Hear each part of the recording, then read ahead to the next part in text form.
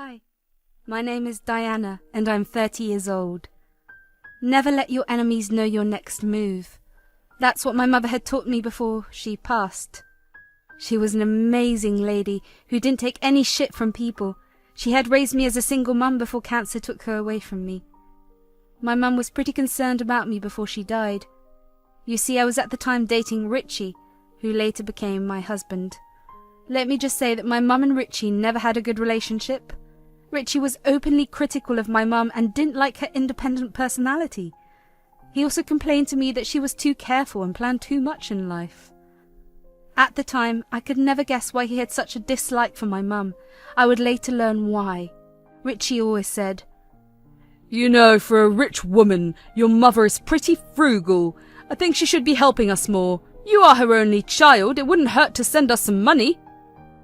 "I don't need my mum's money, Richie. We're doing fine as it is. Besides, her cancer treatment is expensive, so she needs all the money she has." "Why is she even wasting money on the treatments? She's going to die anyway. She's just wasting your inheritance. A good mother would preserve the money for her daughter." "How can you say that, Richie? Even if the prognosis is bad, I want my mum to have a chance. I don't want her money. I would rather have my mother live for the rest of her life." Richie was a good boyfriend, but never supported me through grief. He didn't like the fact that I was paying a lot of attention to my mum. Also, he repeatedly kept bringing up my inheritance and how my mum is spending it away. It was an awful situation for me. I was worried about my mum and thinking about the inevitable as well. Richie and his mother-in-law, Jill, were of no help. My mum did have sneaking suspicions about Richie and Jill. One day when we were alone, she said, "Diana, are you sure you see a future with Richie? Does he actually treat you right?" "He's a good boyfriend, Mum. Besides, I'm not a great catch. I'm neither beautiful nor talented. Richie loves me anyway." "Sweetheart, you're an amazing woman and anyone will be lucky to have you. Don't listen to the nonsense Richie tells you. You can do better than him, actually. I don't like him at all." "But Mum, he really does like me. He just has some weird ethics which he's working to change." "You just see good in everyone around you. I wish you were a little easy on yourself too. Richie is taking advantage of you. I'm very worried he will mistreat you when I am gone." "Mum, don't talk about being gone. I don't like it."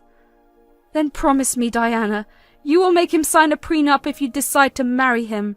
I want to know my daughter will be financially secure and won't be screwed over by her husband." "Okay, Mum. If it makes you feel better, I'll definitely have a prenup." "Make sure to consult our family lawyer. You need to have a secure prenup and he is the best for this job." "Don't worry, Mum. I'll do what's best for me. I won't let anyone take advantage of me like that." "I feel a lot better now knowing you will protect yourself." It was just a week later that my mother passed away. I was absolutely devastated. I didn't have anyone else. For the longest time it was just me and her. Richie, as usual, was extremely unsupportive. He said, Now, there is no reason to be so lost. We already knew this was coming. The doctor said it won't be long." "Richie, I just lost my only parent. No matter what, it's too painful for me to comprehend this. My mum will not come back." "Well, your mum will not come back anyway. You should concentrate on me and my mum. We're still here for you. We'll become your family if you give us the chance." "Yes, I already see you as my daughter-in-law. You can depend on us now. We will take care of you." I was grateful to still have some people in my life. I knew that eventually I will deal with the grief better. However, my mother's words would stay with me for the rest of my life. I knew that no matter what, I would have to protect myself. I just didn't know that my husband would trick me into his evil plans. After my mother's death, Richie kept pestering me about my inheritance. I was still having a hard time coping and didn't even want to think about my inheritance. However, Richie said, "You are being very irresponsible with your inheritance, Diana. You need to look into it now. We need to know if your mother blew it through the money for her treatment." "I don't care about the inheritance, Richie. I don't want money." "Just think about it, Diana. Our life will be so much better with your inheritance. I'm sure your mother wanted you to have a good life." "Most of the money had been left through a trust, Richie. I can't just spend it as I want. Only my childhood home will be transferred to my name now." Richie looked a little irritated when I told him that. I guess he was looking forward to a better life with the inheritance money. However, my mother insisted on leaving me a monthly allowance only. While Richie was a little disappointed at first, he quickly recovered. It was then that he started to care of me even more. He was finally giving me the emotional support I needed at the time. Richie proposed to me just 2 months after my mother died. I was honestly not in the mood for planning a wedding, but still said yes. I did love him, and he was the only person in my life. I didn't want to lose him too. Jill was also becoming an important person in my life. She was taking care of me like her own daughter. We regularly hung out and considered her a close friend of sorts. So keeping these in mind, I said yes. We were going to have a small wedding because Richie wasn't very well off. I did offer to cover the majority of the expenses so that he doesn't get low on savings. His bills were piling up, and one day he decided to tell me everything in detail. He said, "Look, Diana, I have a lot of responsibilities on my mind and can't handle everything at the moment. You know, me and Mum live in a small apartment. The space just isn't enough for us." "I know, Richie. I've been telling you to move to a better place. You have the money right now.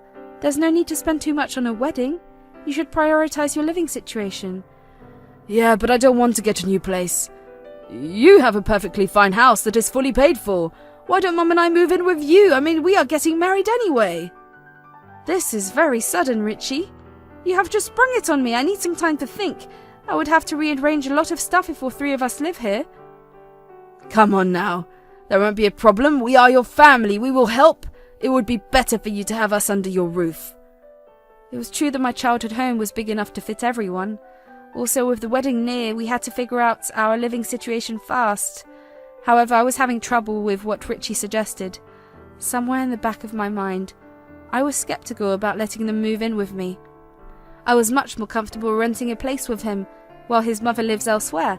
Jill can be pretty controlling, and I didn't want her to disrupt my life. In the end, I agreed to the move. Richie put me under a lot of pressure, and I had to agree to his demand. He also brought along his mother without consulting me. When I asked him about this, he said, "Diana, you know my mother can't stay alone. She's dependent on me. Do you expect me to leave her homeless?" "I never said that, Richie. I'm just surprised you didn't even discuss this with me properly." "I'm family, Diana. What do you need to discuss? I bet you would have let your mum move in if it were you. You need to have some respect for me." "I do respect you, Jill. I just wanted Richie to discuss the living situation with me instead of just allowing you to move in." Richie and Jill both ignored me. They couldn't understand that what they were doing was highly disrespectful. However, I let it be because I had a lot on my plate. There was no point in kicking her out when she had already moved in. Jill and Richie settled in well at my house, but there were a few things that never stood well with me. It would be one of the reasons why I ended my marriage. A few months before the marriage, I told Richie about getting a prenup. He was pretty shocked and started to get angry. Richie said, "Why do we need to get a prenup? Don't you trust me at all?" "It's not about trust, Richie. I'm simply trying to protect myself. You can get a lawyer and give me your own demands. We can talk about this and come up with a solution." "I'm not signing a prenup, Diana. This is ridiculous. Why would we need one anyway?" I tried very hard to make Richie understand. I never mentioned that I had promised my mother to get a prenup. After days of trying to convince him, I put my foot down. I told him that I won't marry him without a prenup. That got him scared, and he decided to cave. We consulted our own lawyers and drew up a prenup. We both thought that the prenup was pretty fair. With that out of the way, I was starting to feel a little less anxious. The wedding happened, and it was a great success. However, the aftermath of the wedding was a nightmare. We were married for only 2 years, after which Richie started to change. As soon as he realized that I'm tied down to him, Richie and Jill both began to torment me. First, Jill took it upon herself to redecorate the entire house. One day I just walked in from work and found most of my old stuff gone. Jill even threw away all the sentimental items that were left behind by my parents. When I confronted her, Richie said, "Relax, it's just some redecorating. Mum deserves to feel at home here." "Yes, I was feeling very out of place with the horrible decor you have. It's simply not my style." "You literally threw away my things. Things that belonged to my parents." "She did you a favour anyway. Your parents had very poor taste in decorations. It's a good thing Mum took things into her own hand." "But no one even asked me anything. Those were my things. Jill should not have touched them." We had a big argument with Jill and Richie piling upon me. They made some weird arguments and gaslit me into thinking that I overreacted. Since I was being verbally attacked by two people, I started to feel guilty. After some time, I was convinced that I did wrong, so with a heavy heart, I asked for forgiveness. Jill refused to talk to me and shut herself in her room. Richie was also sleeping on the couch and wasn't talking to me either. They emotionally abused me for an entire month. I tried very hard to get them to see my side. However, they refused to listen at all. Richie even went as far as turning his friends against me. I was so emotionally drained that I was ready to do anything. That's when Richie finally told me how to make it right. One evening when I returned from the office, Richie called me into the living room. Jill was already sitting there and waiting for me. They said that we needed to talk about the housing issue. Richie said, "Do you have any idea how disrespected we feel here? It doesn't feel like we are welcome here." "Look, I am sorry. I may have overreacted last time. You and Jill can make changes to the house as you wish. Just let me know before you move ahead with your plans." "I'm afraid that won't be enough. It makes me uncomfortable knowing that I am living in your house. Your reaction to my redecoration didn't help at all." "Even I am starting to question this relationship now. We got married, but you are still refusing to consider us family. We just don't trust you anymore." "I'm sorry. Tell me how I can make it right." "Well, the only way you can make this right is by putting my name on the house. That way we will be more comfortable living here." "You want me to sign over the house?" "Yes, we are married, so what's the problem? You will still be here anyway. I will even put your name on any house I buy in the future." "Yes, my son is the head of the house. This place needs to be in his name. We have already invested a lot in the new furniture. It's only fair you put his name on the deed." "All right, if that's what you want, so be it." To be honest, I didn't know what to think about their outrageous request. Things were getting very bad between me and Richie. I was actually at the end of my wits. However, I decided that I would put his name on the deed. I had my reasons for doing it. I did want to try and salvage my marriage before doing something drastic. Richie and Jill were extremely happy when I told them. However, the moment the papers were signed, they changed completely. I was regularly berated in my own house and made to do all the chores. Jill treated me like a slave and refused to even pick after herself or Richie. I was working as well as taking care of all the house chores. I was still trying hard to stay in the marriage. I had no one else and didn't want to be alone. However, all my hopes came crashing down when I discovered divorce papers in Richie's bag. I didn't let him know that I found the papers. Richie had already stopped being affectionate and I knew we were over. That's when I realized that they manipulated me into signing away the house. I was pissed. My mum's words kept coming back to me. It was time to show them that they made a big mistake. I didn't have to do much planning to take my revenge. I already had everything set. I was just waiting for Richie to serve me the papers. It finally happened after 2 days. Richie said, "I want a divorce from you. When I married you, I expected you to have a huge inheritance, but your stupid mother had to spoil it by leaving you monthly allowances. Only your house was useful to me. Now that I have it in my name, it's time for you to leave." "So you married me because you thought you would snag my riches? You didn't love me at all, did you?" "Of course not. Who the hell would date an ugly and dumb girl like you? Mum would never allow me to marry you if you weren't rich, isn't that right, Mum?" "Of course, dear. My son deserves so much better than a useless girl like you. He's already suffered long enough with you. His time, he will find a better girl. You can leave. Also, don't think about taking anything. We already replaced your stuff with ours. You have no claim over them." "I see. So it was all part of your plan. I guess I deserved it since I was naive enough to consider you family. Anyway, I will sign the papers. You have 1 month to move." "Excuse me, remember you signed over the house to me. Why will we leave?" "You signed a prenup, remember?" "Yes, it says the property belongs to whoever is named in the deed. There will be no equal division, so you won't get a share." "Well, I guess you didn't read the fine print that well. It clearly says that in case of a divorce, all deeds regarding the transfer of property will be nullified, so you will have to sign over the house to me."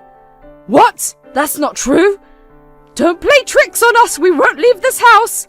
I went to my room and brought the prenup papers. I showed them exactly where the clause was written. They never read it because it was sort of a hidden clause.